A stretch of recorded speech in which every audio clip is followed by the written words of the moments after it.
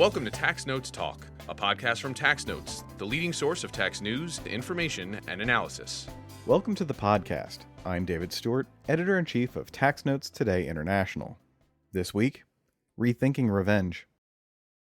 When the House released their initial version of the One Big Beautiful Bill Act, the international business community was concerned by the proposed Section 899, which came to be known as the revenge tax. We covered this provision in a previous episode, which we'll link to in the show notes. Since then, the bill has been through a number of changes at the behest of senators, and one significant change requested by the administration, concluding in the final version signed into law by President Trump. So where did Congress end up on international tax? And what does the bill mean for efforts to reach a consensus on international corporate tax? This episode is part of an ongoing series on the One Big Beautiful Bill Act. As we continue to dive deep into the most important tax changes and provisions in the coming weeks or even months, we'd like to hear from you. If there's an aspect of the bill you'd like to hear more about, please email us at podcast@taxanalyst.org. But for now, here to talk more about this is Tax Notes senior reporter Jonathan Curry. Jonathan, welcome back to the podcast. Hello again, Dave. Now, I understand you recently talked to somebody about this. Who did you talk to? Yeah, I talked to Alan Cole of the Tax Foundation. He's a senior economist there, and he's full of great insights. And what things did you talk about? Well, we focused on the international tax provisions of the OBBBA, or the One Big Beautiful Bill Act. We covered quite a lot of ground, to be honest. Of course, this didn't happen in a vacuum. We went through the context, kind of the history that led us to this point. We covered some of the major provisions in the bill, things that a lot of our listeners are, I'm sure, are familiar with, guilty, fitty, and beat, and now the sad new nicknames we all have to memorize in order to keep track with this evolving tax landscape that we're in. You'll hear things like the foreign tax credit haircut, the CFC look-through rule, things that might not necessarily jump off a page when you're scanning a bill. But it's stuff that's important for a lot of multinational corporations, international tax practitioners in particular, and it's going to have a lot of impact, both for certain industries. There are going to be some winners, some losers, and things like that. And of course, we talked about one of my favorite topics, which I'm sort of sad it's not going to be in law anymore, the revenge tax, Section 899. You'll hear Alan's views on what impact it had on the tax debate and international negotiations. And on the topic of international negotiations, all these international tax changes took place in the context of the Pillar 2 Global Minimum Tax Framework. And he'll hear how he thinks that this moves us in some ways closer to that and some other considerations there. All right, let's go to that interview. Well, Alan, it's great to have you here on the Tax Notes podcast. I know you're excited to talk about your favorite topic in the world, international tax. Welcome. Thank you. Absolutely great to be here. Yeah, so we're going to dive in and start off by talking kind of like from a 30,000-foot view, the big picture here. What was the international tax landscape prior to this new big, beautiful bill coming into effect? I mean, why were lawmakers even wanting to make changes on the international tax end in the first place? Like, was this a major reform? Is this TCJA 2.0? What are we looking at here? Mostly we're looking at TCJA 2.0 on the international side. This is a very similar coalition to the one that wrote the international tax reform in 2017. Same party, same president. And that means that there's a limited desire to tinker with too much. And on top of that, the coalition had a pretty narrow majority in the House of Representatives. And that also lends itself to not making too many ultra-controversial changes. That said, there were reasons to tweak TCJA, even from the perspective of a party that had already passed it in recent memory. Yeah. Now, the House version of the bill, when we got the first draft of it, I remember seeing the draft document come out and thinking, oh boy, here's this whole new set of stuff to write about. And I looked at it and there wasn't very much in there on the international tax space, except for Section 899, which we'll get into later. But I mean, can you imagine a world in which international tax just got ignored altogether and the system we have currently in place was just left to continue running? Or was the Senate vision of making some changes here inevitable, like this was going to have to happen one way or another? One way you could look at it would be from the House's perspective, it's hard to get unanimous approval for something among the Republican members, and you effectively need unanimous approval in order to get a majority in the House if you're relying only on Republican votes. And that sort of lends itself to just doing what you did before, because that's kind of the baseline that everyone can at least start from. But on the other hand, international corporate income tax is not usually an area that draws a lot of political controversy, where you'll see a big dispersion in what different members believe, especially if you're kind of doing things carefully and relatively even-handedly and not trying to create big winners and losers. So there was room for a little more reform. I'm not surprised that ultimately the Senate did more to change international corporate income tax provisions than the House did, because the Senate definitely felt like they had room. They had effectively a larger majority than the House majority. But ultimately, the House just agreed to the Senate's changes because international corporate income tax is not that politically controversial among members, in the sense that there aren't different beliefs among members. So if you're going to present a package and say this is the best that our writers could do, given the constraints, most of the members are probably going to go, okay. And that's kind of what happened. The House roughly accepted the Senate's changes, and that's how we ended up with a somewhat more interesting international package than the initial House bill looked like. Well, we've been talking about changes to the international tax portion of our laws here. Let's go over some of those changes. Let's start with the big three: guilty, fitty, beat. Can you just run through us real briefly, just a high-level view of what the changes that were made were? Guilty and fitty both have new names now. Their acronyms are now NCTI and FDDEI. Those names actually kind of existed before. They were intermediate steps in the calculations that got you to guilty and fitty. But the reason for the name change is that one of the final steps is no longer there. And that is the subtraction of QBAI from the base of both of those tax bases. And the subtraction there is effectively a subtraction of the return on tangible investments. The idea is if you start with all income and then you subtract the return on tangible investments, what you have left is your kind of intangible income. And that's indeed where the I's in guilty and fitty come from. Both have an I that stands for intangible, and then the other I stands for income. Now they are each down to one I, just the one that stands for income, and they no longer target intangibles.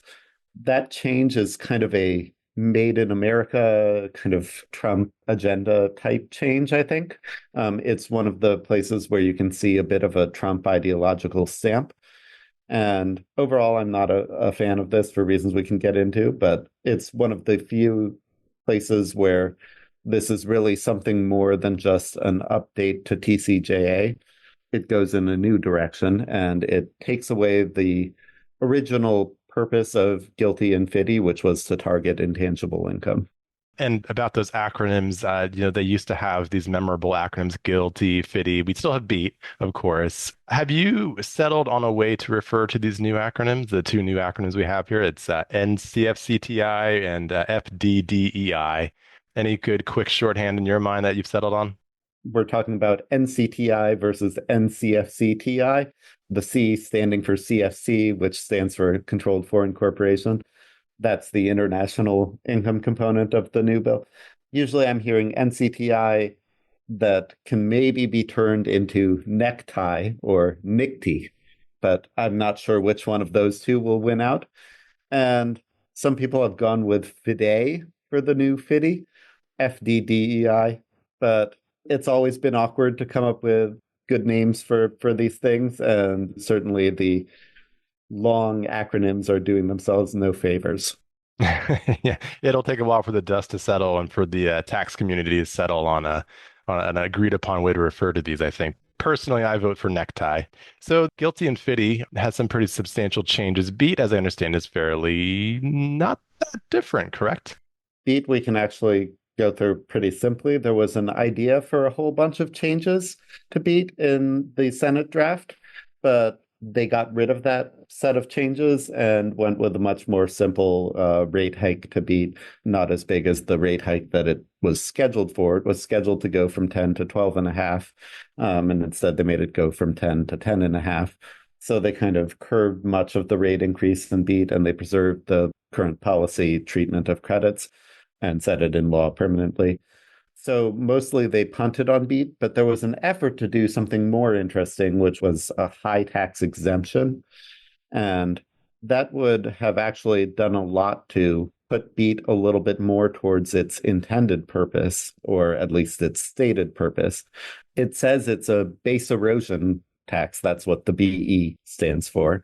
And base erosion would be when you're trying to get to a lower tax jurisdiction. You're taking deductions in the US by making payments out to some lower tax jurisdiction so that your income shows up there instead. And the US doesn't like that. The US calls that base erosion because they would rather the income be in the US and taxed as US income.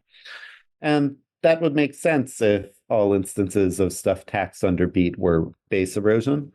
But in many cases, it's effectively just going after normal large countries with high corporate income tax rates because it doesn't actually make any determinations based on what kind of country a company is making payments to or what kind of presence they have there. It just looks at categories of accounting that are kind of deemed suspicious. So the Senate had an idea, well, let's actually look what kind of country it is. And if it's a high tax country defined as having at least 90% of the US tax rate, then we can exempt you from BEAT because there you're not base eroding, you're just paying tax to another country that has a similar tax rate to ours, presumably because you honestly believe that the royalty payments actually do belong to your enterprises in that other country. And, that makes sense if you're a Japanese company and you say that a lot of your work comes from engineers based in Japan. That's a very believable claim, and that's not really a tax evasion-like claim. Same with France, for example. That's not a country that you would try to increase your income tax liability in because it's a high income tax country. So that idea had a lot of promise, but I think the Joint Committee on Taxation scored it more expensively than perhaps writers thought it would be. I was surprised to see the number that high. I had been conditioned to think that the Joint Committee on Taxation thought that BEAT was a relatively smaller provision. And then we got this larger number. And then sure enough, it was gone in the next draft and they did something simpler on BEAT. So I think it was just a matter of they didn't get the score they wanted and they pulled back from it. I see. So you don't think it's a policy decision that lawmakers are like, we don't think we should do this. It's more like, well, maybe on the margin, it's just not really worth making the change because that'll add to our numbers, our bad math here, the deficit numbers. So, okay, well, that's interesting. Yes, I think they were working within a current policy revenue neutral framework on the international side. So they were looking at 2025. What are we collecting in 2025? Let's try to design a system that collects about the same amount, but is a little bit better. And if the BEAT score stopped them from reaching that goal, then that would be a reason to reverse it. Yeah, interesting. Now, there were a couple other changes in here too. CFC look-through rule, FTC haircut. Anything that surprised you, or are these all pretty expected provisions to include in this kind of package of proposals? I think there are two categories here, and actually each of your examples comes from one of the categories. CFC look-through rule, and we could also go with the downward attribution glitch fix. There are some things that are kind of so into the weeds that you can only really get coverage of them in a place like Tax Notes. These are really complex glitches in TCJA, or they are things that have been extended a long time and are kind of, it would be complicated if they ever went away. CFC look-throughs like that, it would make the handling of U.S. multinationals much more complex without necessarily raising that much revenue. And so they made the CFC look-through rule permanent. That's kind of a patch to the whole CFC look-through issue. And then they also included the patch to fix the problem in constructive ownership rules that was accidentally made in TCJA. It's pretty clear that there was a section of US tax law that was supposed to be amended, and instead it got removed. And it creates exceptions to constructive ownership rules. And that exception disappeared entirely rather than being rewritten. And as a result, people were kind of credited with having much greater CFC reach than they actually should have. And it was a whole big mess. So those are like the bug fix types. And those, I think, were not big surprises. A lot of them you could see that members like Rob Portman of Ohio and Tom Tillis of North Carolina were talking about these things for a while, and they didn't cost much. So those were definitely going to make it in there. And then the other category has to do with kind of the way that the international situation has evolved since TCJA. It's not so much that TCJA was written in a flawed way in 2017 in these cases. It's more that the way the rest of the world does things has changed, although Republicans are not always, singing the same tune as the rest of the world on international corporate income tax. Here, there were a few lateral changes that can just harmonize the US with foreign tax codes a little bit more. And basically, the situation was that the US had what appeared to be lower rates, but actually its rules were less generous in kind of unique ways that were anomalous to the United States. Those are things like expense allocation, the FTC haircut, as you mentioned. Those things kind of make it a little bit worse to be a US company. But in TCJA, you had lower nominal rates than the kind of 15% target that the Europeans and the OECD want a lot of people to settle on. The Senate took a look at that and said, well, we can just remove some of these US idiosyncrasies, and that gives us effectively tax cuts for corporations, and then we can raise the nominal rate, take some of that money back. That's a neutral trade, but it makes our tax code look a little bit more in line with the 15% target. But notably, they went only to 14, not to 15, as if almost to say, you're not the boss of us. We will do something slightly different than your target. But effectively, the US at 14 with its rules is still kind of maybe a little bit worse, a little bit less taxpayer friendly, at least revenue wise, than a 15% rate. So I don't think US companies are getting away with a lot with the 14 instead of the 15. With this new suite of changes that we have, are there any obvious winners and losers here? I mean, you alluded to the Trump administration kind of having a vision and putting its stamp on things. They've talked a lot about, increasing domestic investment. Did these changes move the US more towards that?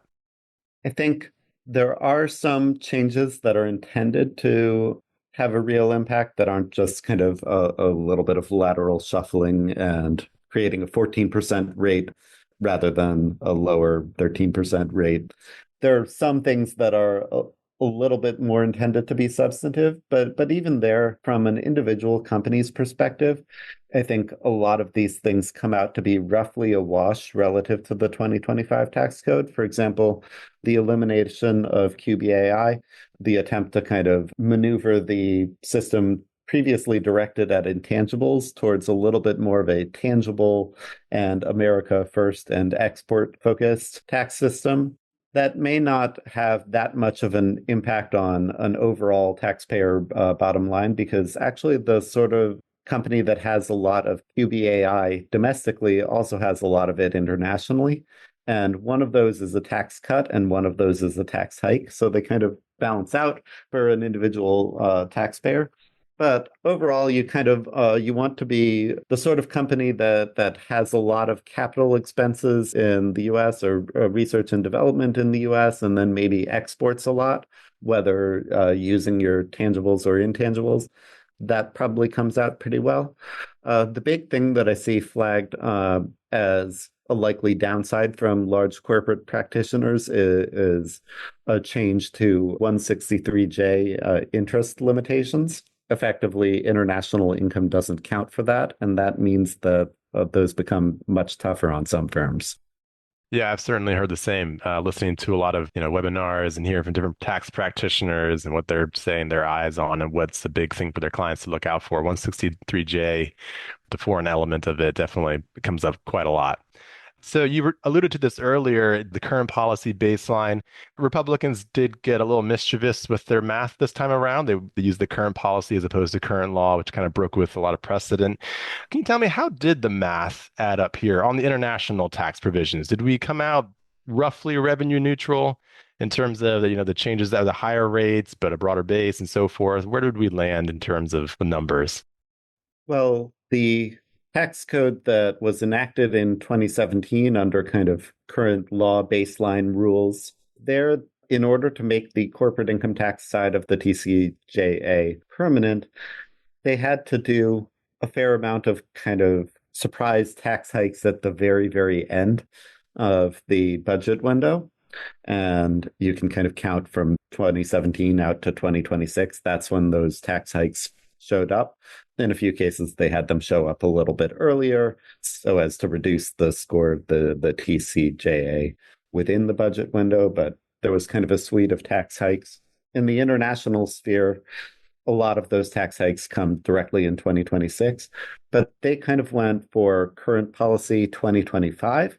So what they managed to do as a result of the switch to current policy was effectively cancel out those last minute hikes on the international side and then make permanent the slightly lower, not quite revenue neutral TCJA international side that, wouldn't have passed Bird Rule muster in 2017 without those hikes.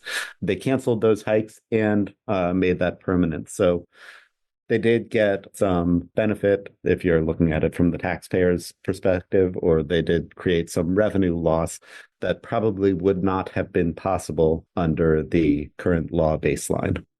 To talk about one of my favorite provisions that's actually no longer in law, Section 899, the retaliatory tax, the revenge tax. I certainly had a lot of fun writing about this. It makes for a great headline, and it was such an interesting piece of policy that has kept evolving throughout the process.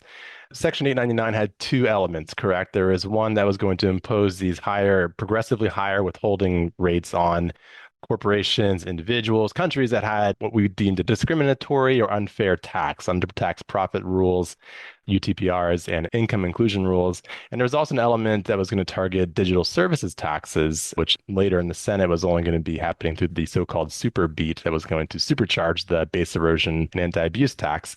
We did get a G7 deal at the end of this where they agreed that they were going to scrap their UTPRs and IIRs. They left aside, shelved for now, the question of DSTs. But in your view, how big of an impact does Section 899 have on the international discussions? Do you think that was key to the U.S. getting this agreement with the G7, or was that just a little kind of like a sideshow? I think 899 was a very dangerous gamble, and I think it paid off. I had concerns about it while it was still in the bill. It didn't make it into the final law, and that was actually the outcome that 899's architects kind of were hoping for, I think. It would have been pretty ugly if it had happened, but it was a threat they didn't want to have to go through on. So, yeah, one of the biggest aspects of the OBBB international is effectively the thing that wasn't in the bill. We talked about kind of, I'd say, three categories of things that are in the bill. There's like the Trump priority type stuff with the QBAI. There's the bug fixes, and there's the moving towards the 15% target by doing some lateral trades. But the OBBB also had 899, the retaliatory provision, kind of our doomsday device, our mutually assured destruction thing. And it was supposed to target two foreign taxes. And the G7 agreed to get rid of one. And we said, okay, good enough. And we put it down. And I think one reason that it worked well was there's broad support for combating UTPR and DST much beyond the Trump administration. One characterization you could make of the Trump administration is it starts a lot of arguments with foreign countries. And in some cases, those arguments are kind of idiosyncratic to the Trump administration specifically. For example, arguing that Canada is not doing enough to combat fentanyl crossing the northern border of the US. That was not on most people's radar. That seems kind of like a fight idiosyncratic to the Trump administration, and maybe even fighting over bilateral trade deficits. That's pretty idiosyncratic to the Trump administration. But within the US business community, within the US Congress, there's actually quite a lot of opposition to UTPR and to DST. The former, because it kind of usurps Congress's authority. It's a little bit like, oh, the Treasury went out and talked to a bunch of people over the Atlantic. Now Congress has to rewrite the US tax code in a bunch of ways. Some of them kind of arbitrary that don't seem to have much rationale. That wasn't going to fly, if only because it was an usurpation of Congress's authority. And practitioners also didn't like it because it would be a lot more work and it would turn out to not actually have much of an impact on US companies' taxes. DSTs, meanwhile, are basically just tariffs in disguise. They're a way for foreign countries to effectively tariff the large number of US tech companies that have done really well globally. Foreign governments have kind of seen those as big bags of money, like piñatas that they can whack at, and like the money will fall out and they get a treat. And there's no support in the US for letting these things stand. And so in some cases, when the Trump administration is saying something, there's a little bit of a feeling, well, can we wait this out? Might they get distracted? For example, they don't seem to be talking much about buying Greenland anymore. That was a big thing for a few months, and then they just kind of moved on. And also, there's the reality that there will be a new president, and maybe that president is not going to have the same idiosyncratic Trump priorities. But I think 899 being there in legislative text made a lot of people realize that not only is Congress behind the president on DSTs and UTPR, but maybe even most of the rest of the United States is as well. And so there's no way of kind of waiting out the president and maybe making inroads with opposition or with people within his party who don't agree with all of his stuff. No, this was unanimous among Republicans. And I think probably even some Democrats really would actively want these things to go away. And few would make a big priority of arguing for them. So I think 899 showed Congress's like stacking order of priorities, and showed the American business community's stacking order of priorities. It even went so far as to say, these are the specific offenses that we want 899 to apply to. We're going to call out them by name, and we're also going to come up with a list of things that aren't offenses and 899 can't be used for. They narrowly cabined the retaliation to be just these two things. So I think if you're a foreign government and you're not sure what to do with the more kind of hostile or bellicose US trade posture, well, the things that have broad opposition in the US, you probably are more likely to make a concession on those than on things that are less workable. And especially with respect to the UTPR, that's something that isn't even in effect yet. So it's easier to not do something that you haven't even started doing yet. It's easier to flake out on a plan that you haven't yet brought to completion than to stop doing things the way you are already doing them for a long time. So all of those reasons, I think, meant that the UTPR was the easiest domino to fall. I don't think that the Trump administration is going to get all of its priorities. For example, the stuff about value-added taxes being an unfair barrier to trade. Well, I don't think that Europe is going to reorder its entire tax system. Value-added taxes in Europe probably raise something on the order of 4 or 5 trillion euros per year if you add all of the countries together. Sounds significant. Yeah, something like that. That's not a small chip in a poker game here. No. Yeah, they're not gonna just like come up with something new within the next 3 years in order to appease one US president who has idiosyncratically said that VATs are an unfair barrier to trade. Well, Alan, so looking ahead, is there any unfinished business on the international tax front, or do you think that this round of changes will satisfy lawmakers, policymakers for the next, I don't know, couple years, 5 years, 10 years before they decide to give things another look? The biggest unfinished business is in the area of how the US international income tax system will coexist with Pillar 2. The G7 deal didn't say that Pillar 2 is fully going away, although that's still an outside possibility. More likely, Europe continues to implement its version of CFC rules, its effective equivalent of GILTI or now NICTI or necktie. That's all likely to still happen. The US wants to be kind of independent of Pillar 2, not have Pillar 2 go over and touch things that have previously been touched by the US tax code. In many cases, that's relatively simple. You can think of companies that are American and companies that are German, and obviously at the very top level, you'll have one or the other of the two systems. But it starts to get more complicated when you have nested acquisitions. That's something you see in, for example, the pharmaceutical industry a lot, because there are both kind of tax and operations reasons that pharmaceutical companies have long chains of acquisitions. Often there's one type of company that does research and then another one says, this is good research, we're going to buy your company and figure out how to distribute the drug everywhere. Once you get those nested things, it's much, much harder to figure out exactly how the income inclusion rule, like the European international rules, would coexist or sit side by side with NICTI without colliding with it.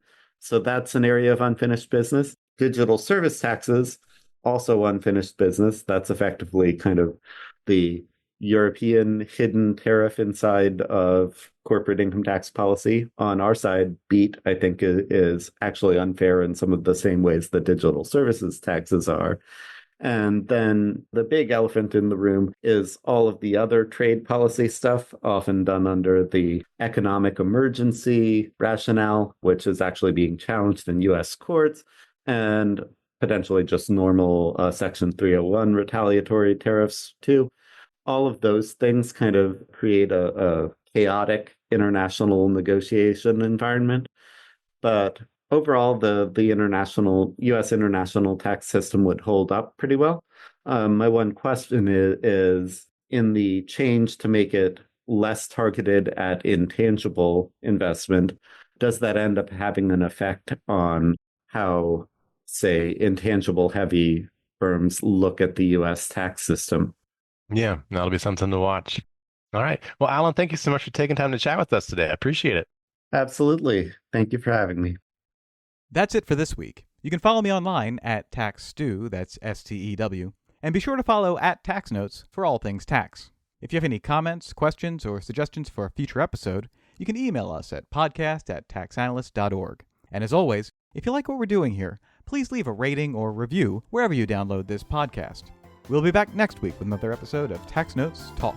Tax Notes Talk is a production of Tax Notes. You can learn more about us by visiting www.taxnotes.com/podcast. When major media wants the straight story, they turn to Tax Notes. Thank you for listening, and join us again for another edition of Tax Notes Talk. Tax Analysts, Inc. does not provide tax advice or tax preparation services. Nothing in the podcast constitutes legal, accounting, or tax advice. A full disclaimer is included in the transcript.